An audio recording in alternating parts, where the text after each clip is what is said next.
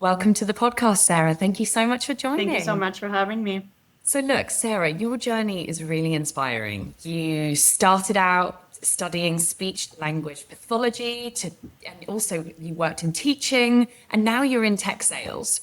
So, there's a lot that we can cover here, and I'm really keen for the listeners to kind of talk through what gave you the courage to pivot. And I guess what would you say to women who maybe feel stuck in careers that no longer fit them? That's a great question. Very important. Honestly, the courage just came from trusting myself and truly believing that I could do anything I set my mind to. A lot of my initial research came from Reddit threads and career change blogs, and I started following healthcare career transitions as well. And the more I read, the more I realized that most business roles are learned on the job. So if someone else could do it, why couldn't I do it too? And that was a huge mindset shift for me. I wasn't used to that mindset because in healthcare, everything is credentialed and degree based. So it does feel like you're really locked in the path you're on. But in the business world, the more you read, the more you learn, the more people you talk to. Most companies are just looking for smart, adaptable people who are willing to learn. And once I saw that a bunch of other people could make that leap, I stopped questioning myself. I was like, I can definitely do this too. And to any woman that feels stuck, you are absolutely allowed to change your mind with what you want to do. You are not behind, and your experience is never wasted. In fact, it becomes your edge when you start interviewing because you can use your background as your strong suit, even if you're a career changer. If you're a strong communicator, a problem solver, and genuinely curious, there's space for you in the sales world. Start small, ask questions, talk to people who have done it, and your next chapter might be a lot closer than you think. Once you make that mindset shift, I promise you could do it too. Super powerful, Sarah, because I think that speaks a lot, doesn't it? Because when we study and we go into college and university, we don't really know what I we want to know. do. We're like thrust into that work world and we think, is this for me? Does this fit me? And I think there is this insecurity and fear that, oh gosh, no, I'm stuck in this job. And what I love about what you've just said is I preach a lot about sales being a really great profession to be part of and not a scary world that we live in. And it's really an inspiring and great place for women to thrive. So thank you for sharing your story. I think that will definitely resonate with so many people listening. Like you can do You it. It's can a do it. mindset shift. Exactly. And it's exciting, It right? is exciting. You enjoy what you do. Yeah, I do now. And I think that part of the reason that it's exciting is because I've never done it before. Whereas when I was in healthcare or teaching, I was doing the same thing every day. It almost stopped being exciting. And when you jump into a career like sales, I didn't know the tech, I didn't really know how to sell. You can change your mindset to where everything is now exciting.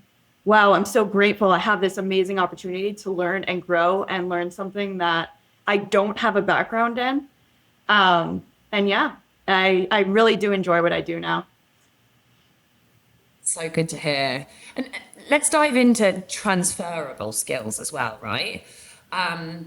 If you take yourself back to your roles before, I remember when we first spoke, we were talking about advocacy. So you were telling me about, advocating for children, you were speaking on boards, and naturally, with speech language pathology, communication has been a really big part of your past roles. And I'm sure that has helped you.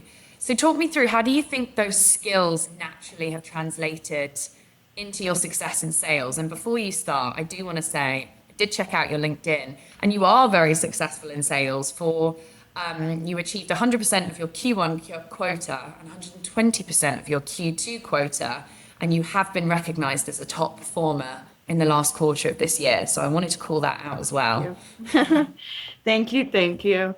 But yes, transferable skills. So my career as a speech therapist and having to communicate for a living, there's incredible overlap between that and sales. In both fields, you're listening deeply, identifying needs, and presenting a solution that solves a problem. In speech, I had to break down complex information for parents if my patient was a child, or complex information for the actual patient if they were an adult. as well as administrators and admins at a school, if I was advocating at a school board or something like that. And in sales, I do the exact same thing. It's just now a tech solution instead of advocating for a person. Sales gets a really bad reputation because we all get all these cold calls every day about marketing, and all you want to do is just hang up the phone. But in reality, it's not really about that. It's not about being pushy. It's more about persuasive communication. And where that comes from is really understanding the person's problem and showing them that you care enough to find a solution that fits into it. And ideally, when you're working at a company, that solution fits into their problem. But it's really about just persuading that that solution can solve a problem, which is the same as when I was advocating in my old jobs. But yeah, at its core, that's what sales should be. So it was a really easy overlap for me.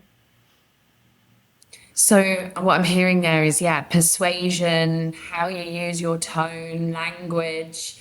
I also think a big thing is, Sarah, is being a good salesperson is listening. Yeah. And I wonder about your experience listening to parents, listening to children, not feeling that you always have to cover that silence, and using that for your success as well. Because I think sometimes it's taught, isn't it, that salespeople have to be the loudest to dominate the conversation, which is actually not really the case. Not really the case at all. I like to use the phrase deep listening. It's more about not just letting things go in one ear out the other, but truly listening and then empathizing with what they're saying. But yes, silence is good. It shows people that you care about what they're saying. When you're constantly interrupting, that gets a little bit lost. So yes, silence is fine in sales as well. And then just responding with that empathy, showing them you care and you heard their problem. Truly deep listening to what they have to say. Be comfortable with the pauses, right? Be comfortable in the silence, yeah. That takes some time. And I think it does. And I think naturally if we get 30 minutes of someone's time, we have a goal, and our goal ultimately is to sell to them. So it's being patient. I don't know about you, Sarah, but I know you're very passionate about AI, and we'll get to that, but there's so many amazing AI tools out there, aren't there, for salespeople now? And I would advise anyone listening to use them to help diagnose and coach how you perform in sales conversations, because it will call out, did you speak too long? Was your monologue too long? How many questions did you ask? How much did they talk? Did they share enough information with you? And I think always self-reflecting can really help you get better. Have you used anything that's maybe helped you in that space, or maybe you dip your toes into it? Yeah, I mean, at my AI company that I was working at, they're actually developing an avatar that you can live talk to and get live feedback from, which is pretty crazy. Wow. But the tools you're referring to, they're extremely interesting. They basically analyze your conversation and tell you what you could have done better. And you got to learn how to take that. Criticism's a strong word, but you got to learn how to take the advice that this AI is giving and truly implement it in your next call. But as someone listening, if you're not in sales yet, you can start with something as simple as ChatGPT and just running through questions with that and getting feedback. And then when you get into sales and get into these fancy AI tools, you'll get a little bit more in depth into the analysis of how you're running your calls and things like that. But yeah, I mean, embrace the AI world. It can do amazing things. It really can. What about, Sarah, people who find sales really intimidating, or women that are like, I don't know how to start out in this world? In your view, what would you say like really good communication looks like? And most importantly, how have you used that to shape your style? Because we're all different, aren't we? We all have different superpowers. We all approach things differently. What's working for you that you can share? So I really believe that good communication in sales is a mix of clarity, confidence, and empathy. It's not about knowing everything that you're selling. Like, some of these products are extremely technical. I don't have a background in the technicalities of the product, but I can still communicate with clarity, confidence, and empathy and get that and convince that person that I understand their pain and that my solution can fit into that. Like we talked about with listening, part of the good communication is also that deep listening and truly showing the customer that you are there to hear them out and then to help solve their problem. Um, but yeah, my style of communication and sales is very consultative. I definitely come in with that curiosity and empathy, and I try to bring that confident clarity to every conversation. And I'm also honest with the customer and try to build that trust. So there are going to be things I don't know, whether it's because I started a new job or whether I just don't have that technical background. And I just tell the customer, hey, I don't know this answer for you, but I will follow up as soon as possible. And even if you don't know the answer, just being honest still builds that trust. So never be afraid to be honest in sales because being real is a strength and the customer can see that. Definitely. What stood out for me there is like vulnerability Yeah. and authenticity. I think we are in an AI world and it's only going to get more advanced. And so human to human interaction, being really true to yourself is what's going to shine through. Yeah. Like people buy from Yeah. people at the end of the day. So I love that. Be confident, be clear, but also be vulnerable that you may not have all the answers to the questions. And that's okay, Yeah. right? And the customers, it truly does help grow the trust. They don't look down on you because you don't know the answer. Very true. And Sarah, I'm aware that you've just started a fairly new role, and you've really hit the nail on the head for me when you talk about problem-based selling. As sellers, we are solving problems, we are delivering solutions, we're trying to cure pain. Talk to us a little bit about when you started that new job. How are you trying to deeply understand the buyers that you work with? And how are you trying to understand what their pains are? Because sales, you can work for any company. Every single buyer is different. So how are you really trying to live a life in the day of your buyer? I mean, what's interesting about my new role is the product I'm selling is a brand new product, has never been sold before. So I actually am helping the broader team implement the outbound strategy here. So we are creating outreach methods right now to like identify our ideal customer and to build out those pain points and to build out the ROI modalities. And what's really interesting about sales in general and what I'm learning now while I'm building all this out is the ideal customer profile can be different for the same product. So for example, in my job now, the ideal customer is the technical side. Without getting too much into the weeds of the product, it's a very technical product. So the ideal customer, it does solve a technical problem. It also solves a business problem because it can save the business unit as a whole a ton of money. So my product is actually selling two different problems. So the outbound strategy and the ICP is really these two different sects of the company. So it's really interesting to be a part of building all this out. Oh my gosh, what an amazing experience for you to kind of be there from the Yeah. ground up. And I think that really, your strategy there that you're just starting to unfold really speaks to multiple decision makers that are involved in Exactly. buying, especially tech, but also why would they buy it? Right. And I think what you're saying there is you've got probably, C-suites and Yep. executives that are going to need to be involved in that, but you're going to need to speak their Right. language, and their language is Right. money. How can I save you money? How can I make you more efficient? How can I automate? But your technical buyers, you need to speak their Right. language. How does this plug into your infrastructure? What does it look Exactly. like for your team? How do we roll this out? How are you? I'm putting you on the That's spot okay. here, but let's just free flow, Sarah. How are you approaching, like, what's worked for you in the past in terms of channels for your outbound strategy? Are you looking to call your buyers, email your buyers, network with your buyers? What's been successful for the company before? Or maybe you. So another thing that I'm tasked with in my new job is trying to find the tools for outbound. So what do I know? All I know is what was successful in my past roles. And those modalities definitely included LinkedIn, big fan of LinkedIn Sales Navigator, and email campaigns, of course, and calling. And even if you call and you might make 100 calls a day and get 10 answers. That's okay. But leaving voicemails is actually really impactful as well. It definitely builds trust when they see your name in a voicemail and then they see your name in an email. They might actually open it. So I truly believe in every modality at the same time. Amazing. And you're in software sales, is Yep. that right? In the new Yep. role. And I'm sure, as you rightly say, you've got the strategy in terms of you know what channels, you know what to say, you know to focus on pain Right. and problem first.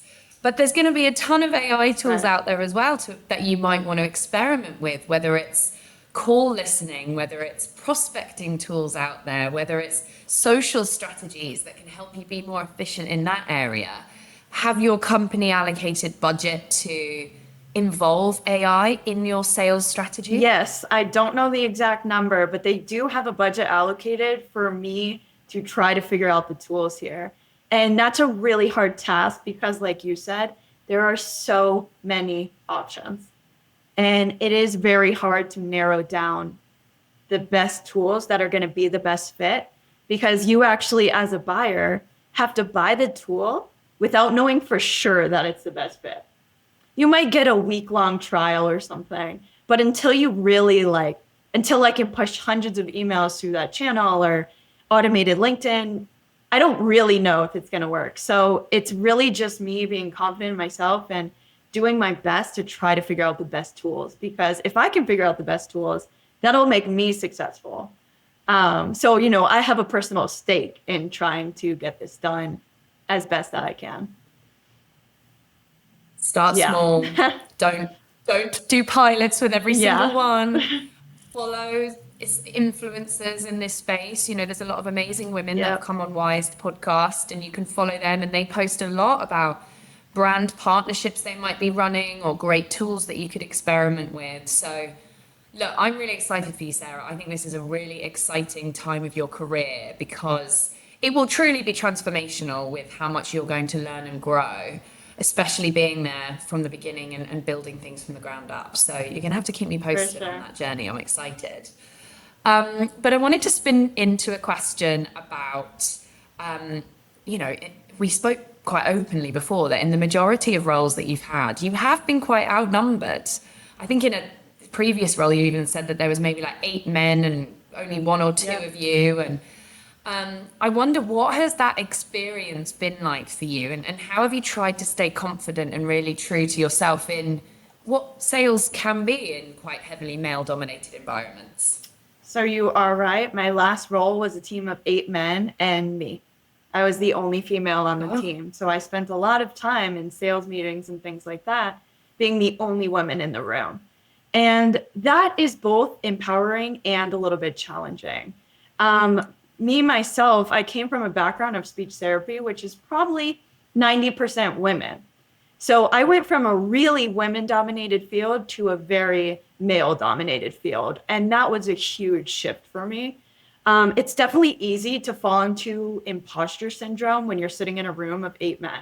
Like, maybe I shouldn't be in this room. But you really have to just bring your strengths as a woman and truly see it as empowering instead of as a barrier.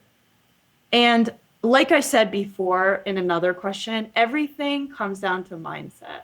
So you can have this imposter syndrome, or you can say, hey, I can do this. I can be the only woman in the room and show my strength here. And as a salesperson, I really lean into the qualities that I think women often bring to the table that men don't, that actually make me a better salesperson sometimes, such as emotional intelligence, empathy, and deep listening. I truly believe women are a little bit better at these than men. And in my most recent role, I was working in AI, and I was dealing with a lot of women as the customer. which was interesting because everyone else in sales was male, but a lot of our customers were women. And I truly think that I was able to connect with them on a little bit of a different level, especially with the empathy portion. And I felt like the relationships with my customers were really natural. And I think the customers felt that as well because I was able to close the most deals. But at the end of the day, like we talked about before, sales is about building trust, understanding the pain points, and clearly communicating how your solution can help. So just stay grounded. And as a woman, just know your voice matters. It's okay to be the only woman in the room. Really Yeah. is. Absolutely. I love that call out. I think it's so powerful. Like use it to Yeah. propel you. Don't use it to hold you Yeah. back. You know, what would you say, Sarah, your superpower is in sales? What makes you so good? I think I really exude confidence, even when I'm not confident. Like, I never let the boys see weakness, ever. It took me a minute to get there. I wouldn't say that was the case in my first role in tech, but I feel like now I try to always present myself as confident as I can be. Even if I don't know all the answers, like I said with the customer, I would just tell them, I might not have the answer for you. And same when you're in a room of men, be as confident as you possibly can, even if you don't have all the answers, because that's okay. They don't have all the answers either. So just stay true to yourself. No one Yeah. does. And just come in and know your power. Like, you're not any less because you're a woman. No way. Absolutely. Fake it to Exactly. make it. I'm a big believer in that. I am. I really am. What would you say? Have you ever had any times in your career that, we've just talked about some of your numbers, that you are over exceeding, you're excelling, and there's an energy it gives you when that happens, right? But, I'm mentoring people on my team that are really struggling. And I must say that struggle has not come from a lack of trying. They're trying so hard and the passion is there and they're doing all the right things. But it's been a bit of an uphill battle. And in some cases, it has been true bad luck. Have you ever had a time when it just felt really tough? And how did you pick yourself back up? My first role as an account executive, I was assigned to what they call North Central. I had Ohio, Kansas, Kentucky. I had a very interesting set of states that I was bound to. So my account set was not as big or as versed as anyone else's on my team. And there was nothing I could do about it. This was the account set that I was assigned to. So I really empathize with what you're saying and that people can struggle even if they're trying their absolute hardest. Because I felt that way in my first role. So resilience, isn't it? Yeah. It's upholding resilience as a salesperson, because what I always say to my team members where I can see them really trying is it will come to fruition Yeah. for you. If you keep going at that same energy and pace and you don't let it hold you back, you will be successful. If you let it defeat you, kind of goes back to what you're saying about confidence and fake it to make it.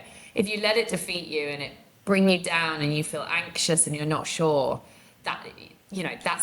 we can't have that happen for you. So just keep going, keep pushing forward, be strong, be clear, and it will happen in the long Correct. term. And the best advice I got when I was in that role and very down on myself was to remember what you can control, separate what you can't, and just focus on that small little circle that you can actually control, which is just your actions every day and your mental attitude towards it. Everything else that truly is out of your control in sales, there's so many things: budget, territory, account set. There's a million different things that might be out of your control. Mindset shift, think about the controllables, and just have the mindset that if you're doing everything you can to make the controllables the best they can be, that is truly all you can do. And that you're right, it will come to fruition eventually if you're putting your all into those controllables. But don't let the outside noise that you can't control get to you too much. I know that's easier said than done because I was there as well and definitely got down on myself at that time. But once I started focusing inward, I felt like it got a lot better. And things eventually did come to fruition. will be sharing that with a few people I know who might be feeling a little bit, a little bit off balance. So thank you for sharing that, Sarah. So I wanted to round up with sales innovation. We've talked about AI and tech quite a lot throughout this podcast, but what do you think the future of sales looks like, and like what new opportunities do you think it could create for women? Yes, my favorite topic, because I am really passionate about AI and I am really excited for the future. I'm a huge proponent of AI and I'm really excited to see how everything is going to unfold. I wanted to share this metaphor that I heard the other day. It was from a speech from the CEO of Google. And he compared this moment in time with AI to the dawn of fire. That is how early we are in the world of AI. Dawn of fire. And to me, that really stuck with me. Scary. And just got me thinking about what's possible. If you can take yourself back to that time, dawn of fire, nothing we have now existed. Just think about what the future can hold. And I really also believe that with AI, you kind of have two main choices because there is a lot of unknowns. You kind of let the fear of the unknown hold you back a little bit, or you lean into it. And me, myself, I've definitely chose to lean into the craziness of AI. So we were talking before, but alongside my full-time job, I am learning how to automate processes. And that's really exciting to me because they call this no code. You don't even have to be a developer to learn how to code now, which is really, really amazing. Anyone can learn how to do this. We are living at a time where anyone can learn these different pieces of AI. There's so much courses and information out there for you to just grasp on if you're willing to lean in. But let me bring it back to sales for a minute. As for sales, I do believe that sales, on the other hand, is becoming more human than ever. I think AI is actually making sales more human. People trust what they're reading and seeing a little bit less because there's not so much regulation at the moment. So human to human contact, human to human conversations are everything in sales. Humans buy from humans, like what you said before. So even though this world of AI is crazy, sales is a very human to human interaction. And I think that juxtapositioning is really interesting as well. But yeah, and as for women, you have all these strengths like empathy, multitasking, collaboration. You have all these things that could make you a really good salesperson. And as the industry evolves, there is a growing opportunity, not just in sales, but in RevOps, customer success, consulting, that you don't need a background in to start putting your foot in the door. Because you truly can do anything that you want to do if you put your mind to it. And the door is open, and I hope more women can walk through that door because we are living at exciting times, and hope, we can inspire some people to take that leap. Oh, same, Sarah. That's a great way to end, really, isn't it? Because that's my goal with Wise, is to inspire more women into the profession. I love your positivity around AI, and how exciting the future looks like, because I think sometimes people are fearing, and I am 100% with you. Work with it. Things are also moving fast, so amazing that you are, working on your own thing on the side, like developing your own knowledge and trying to work out how you can improve yourself professionally, personally. Who knows where you could take that, Yeah. right? That's something I always look out for when I hire for my team, is sellers who are really passionate about what they do, but also have things that they do outside of work that relate to their job and they're passionate about. So work with AI, don't Agreed. fear it. And there is always a place for salespeople. I am very passionate about that too. AI and human collaboration, I think, will be stronger than ever, especially from a partnership people lens. Absolutely. You can really, another way to think about AI is just, in my mind, the goal of AI should be taking over the repetitive manual task and then allowing humans to really focus on what matters, which is like strategic thinking, storytelling, and relationship building. So they truly can go hand in hand. We can be hand in hand with AI and have an amazing career in future. I mean, salespeople, let's face it, we hate Yeah, admin. it's the worst. We hate systems and plugging in all of that data into CRMs and all of that call notes. We're already seeing it automate and make that Yeah, more efficient. Think where it could take us in the right. future. What do we like? We like pitching and presenting and listening and learning and strategizing and building Yeah, relationships. We're going to be able to do yeah, more of that, not less. absolutely. I'm excited. I'm excited to see how the future unfolds.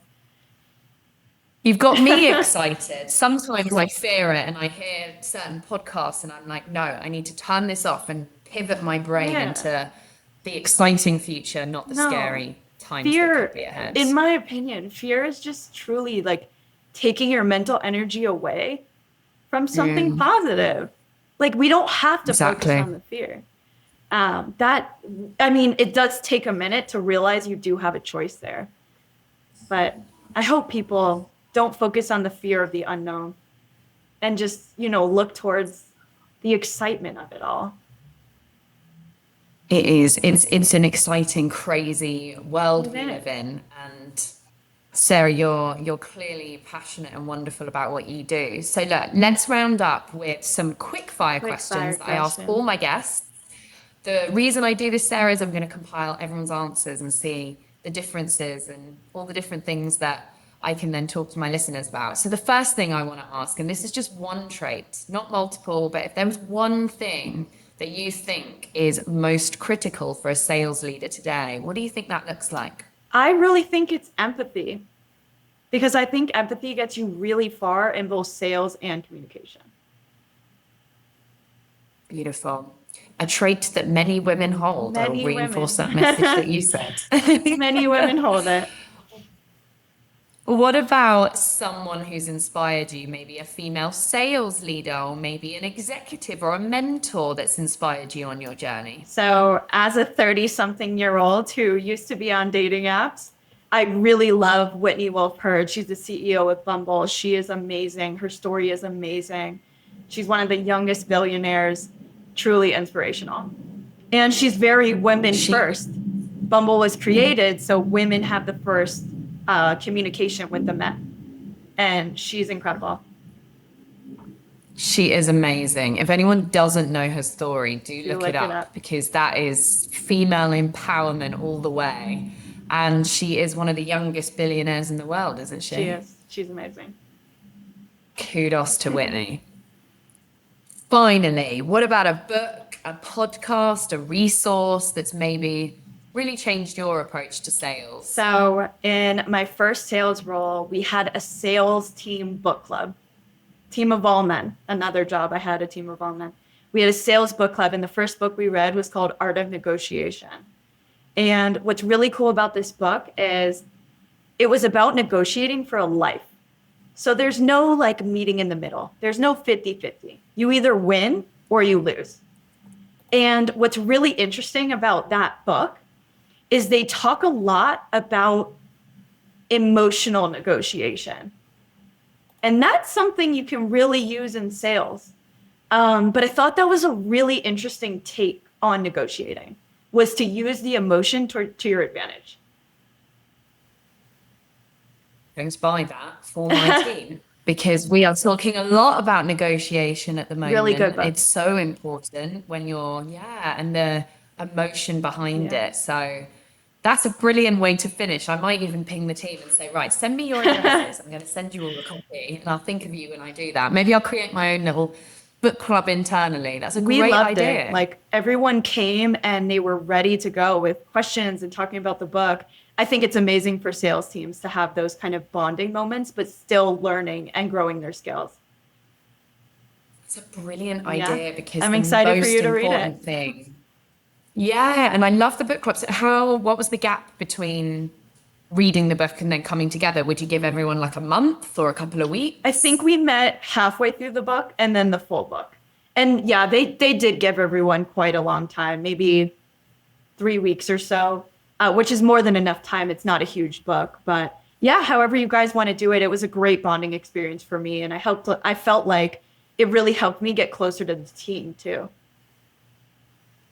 And this is exactly why I run these podcasts, Sarah, because selfishly, I learn so much from people like you. You know, I'm interviewing, but the stuff I am getting off the back of this is changing me as a leader. So, massive thank you for everything you've shared today. You are awesome at what you do, clearly. You've showed courage to pivot your career and inspiring other women to join this field. So, lots of powerful messages today. Good luck in your new Thank you. role and keep doing awesome things. We'll all follow your Thank you. It journey. was great being here today.